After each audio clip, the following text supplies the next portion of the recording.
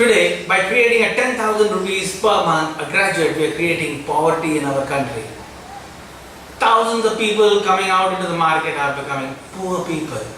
They cannot get married, they cannot have children, they cannot buy their house, they cannot buy the car. Then what sort of education have you given that their market value is 10,000? I'm a scientific guy, one of the topmost ideators or innovators in this world. And I've been the most disruptive guy in whichever company I work. I've transformed everything that I've seen in front of my eyes, realizing that this is not logic. And I spent hours trying to understand the truth.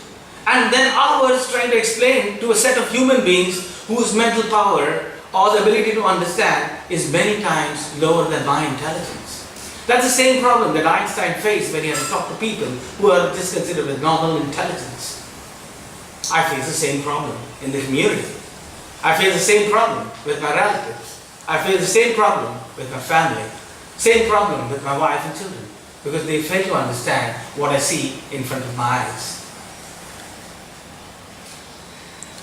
I have given you a set of videos which I want you people to listen. It's sent by many leaders who are talking about the education system.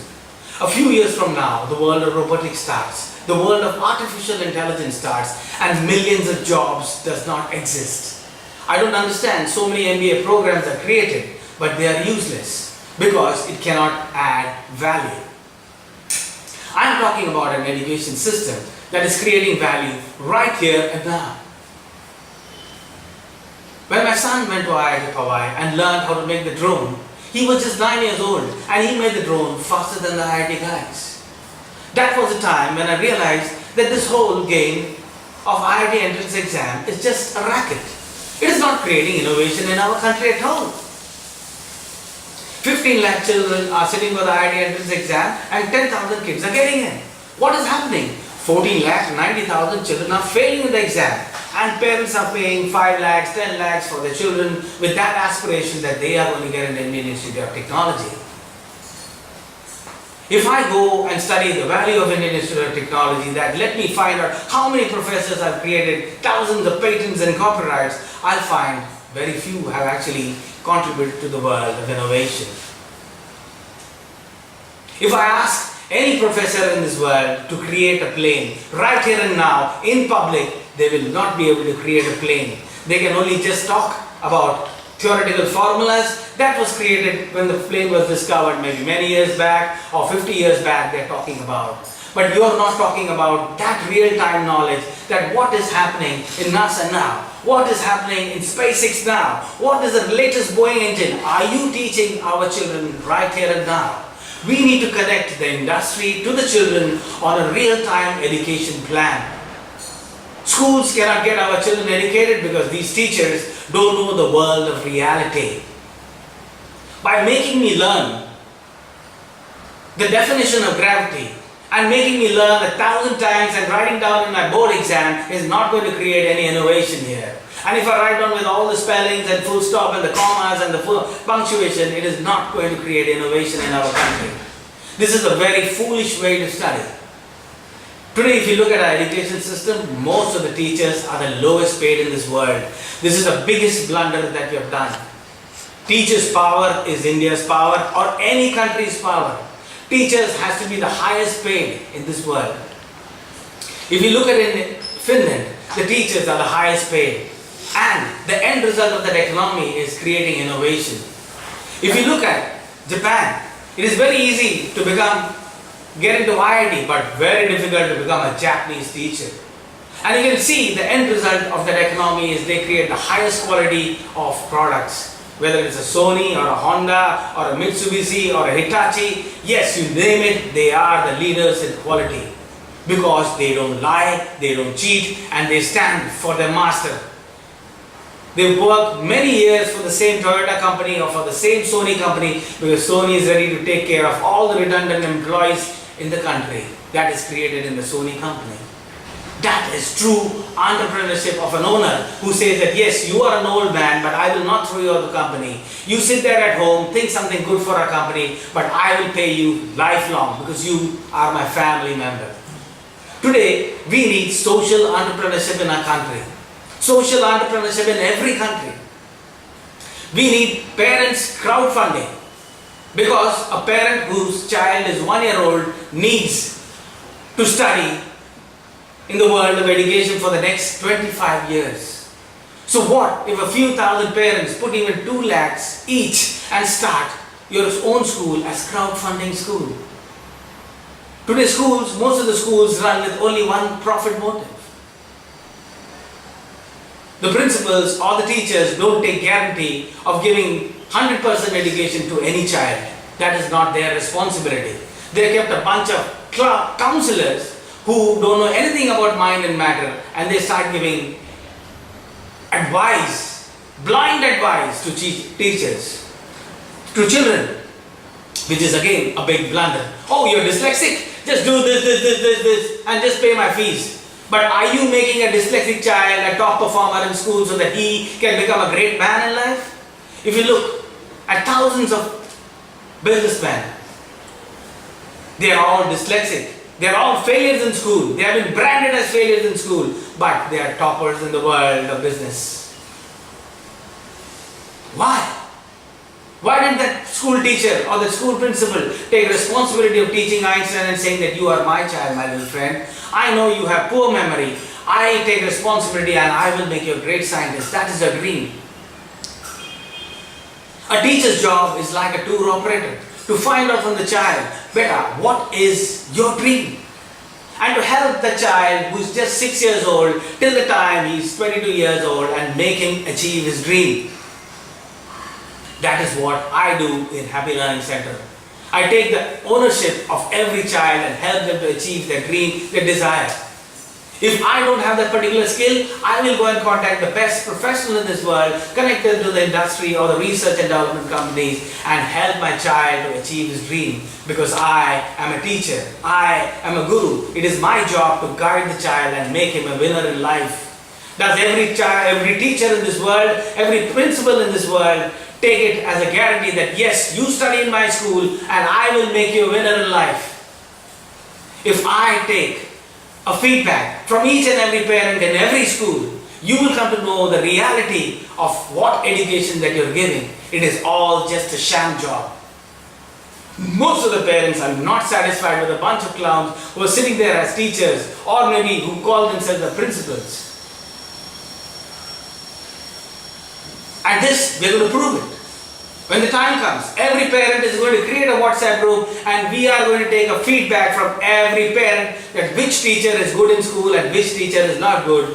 Those teachers who are not having teaching skills, and if the children are telling us they will not teach in any school, not even they will teach their own children because they have bad behavior and they are boring characters in school. It's a federal offense that these teachers are teaching in school and spoiling the talent and the potential. They are burning the talent and potential of every child. It is not acceptable. It's the biggest blunder that they are doing. They don't realize that they are coming here to earn some paltry money but spoiling the inner potential of every child. Can you imagine you are sending a child to me and I am a useless teacher and I pour water on your laptop? And I say that I am just cleaning your laptop? Oh my God, that's the biggest blunder. You spoil the inner potential of a child. I've met so many children who come and tell me that I want to commit suicide because I have got 0 in maths and everybody is laughing at me. What is the age of the child? 10 years old.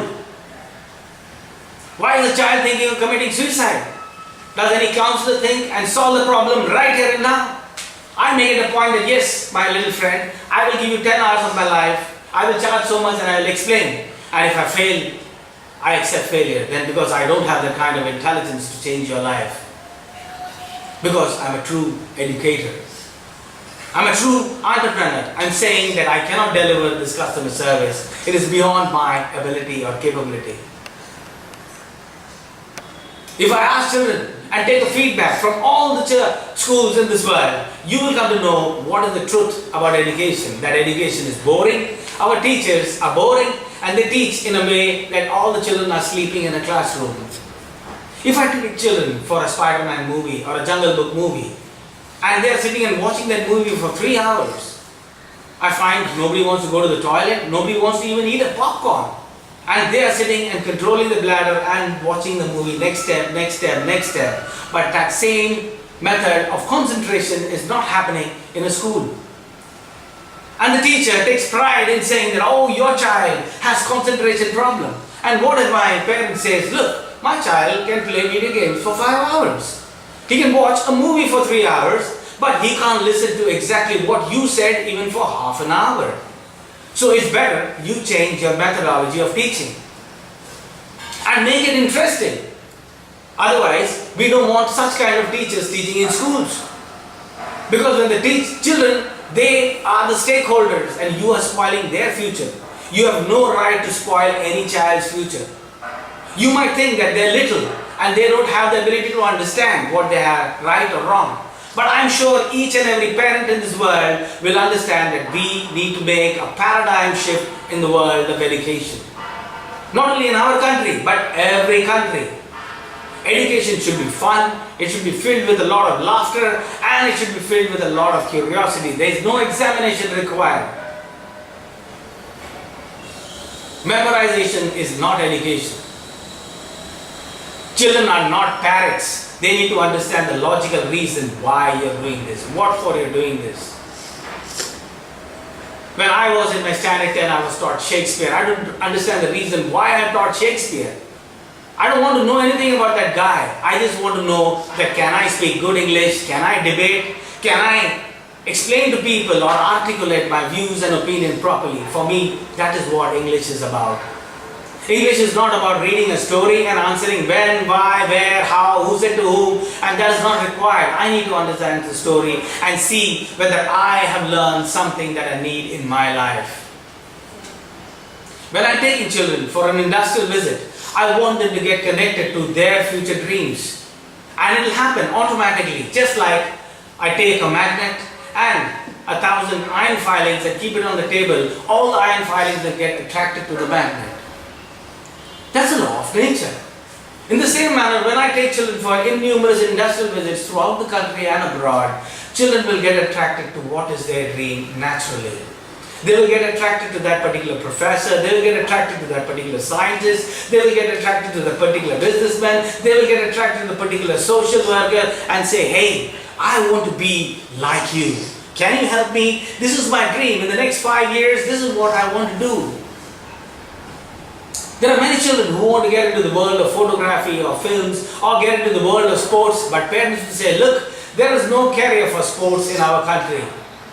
There is no FIFA approved footballer in India who can teach football, so forget football. So why can't we hire one FIFA approved footballer who has played and bring them to our country and teach? Why can't all the 1,000 parents join together that yes, my child wants to learn football and let us bring maybe a Drogba or somebody for whatever is his cost. Let's split the money and bring that and let our child play football because he loves football. Let us make him a footballer and keep education at one side because let him live the life he wants to live. A tiger can do only what a tiger can. A tiger cannot do what an elephant can. A fish cannot do what a monkey can. I can't look at a monkey and say, oh my God, you are not as tall as a giraffe. You know, you should feel bad about yourself. How can you compare a monkey with a giraffe? This is exactly what parents do. The biggest blunder, comparing their children with some other children and reminding them that look, that boy or that girl is a very good girl and you are not up to the mark. Let me ask you, my dear parents, if your husband admires some other woman in this world and says, wow, this lady is such a beautiful actor, look at her eyes, look at her nose, look at her hair, you don't even have long hair like that lady and you don't even have a long nose like that lady, look at the lady, she looks so attractive and you don't look attractive at all. What do you expect your wife to tell you? Go marry that person. Am I right? If you have value, you will tell that to your husband that go marry that person. If today children have the right to tell their parents, look, you don't admire the potential that I have, it's better that I go and choose a father for my own. I think you are not fit to be my father or my mother. I better go and hire a father for myself. They should have the right to choose their own father.